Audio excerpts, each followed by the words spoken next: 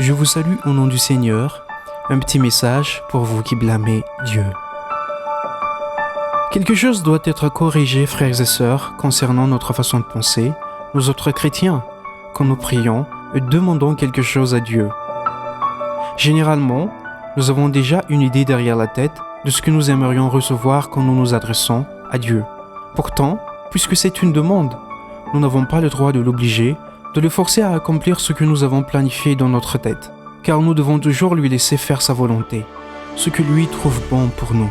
Ce qui signifie que la réponse peut être oui ou non, ou encore il faut attendre encore un petit peu. Puisque cela reste une requête, la réponse ne dépend pas de nous. Et si la chose que nous attendons comme nous l'avons imaginé ne s'accomplit pas, mais supposons que c'est le contraire, ne vous retournez pas contre Dieu. Sinon, c'est comme si vous priez juste pour avoir quelque chose, et si vous obtenez la chose demandée, vous continuez à prier, mais si ce n'est pas le cas, vous tournez le dos à Dieu. Cela ne veut pas dire que Dieu ne vous aime pas, ou encore qu'il n'existe pas, ou qu'il n'écoute pas, juste que Dieu a autre chose de bien meilleur à nous donner, mieux que ce que nous avons eu en tête depuis longtemps.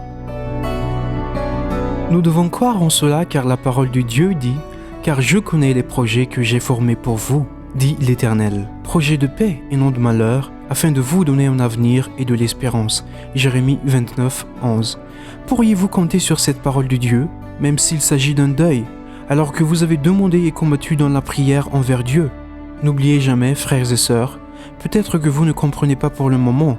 Cela peut vous rendre malade de ne pas avoir été exaucé, mais ne blâmez jamais Dieu. Remerciez-le pour toutes choses. Toutes choses concourent au bien de ceux qui aiment Dieu. Vous allez comprendre un peu plus tard la raison. À Dieu seul la gloire.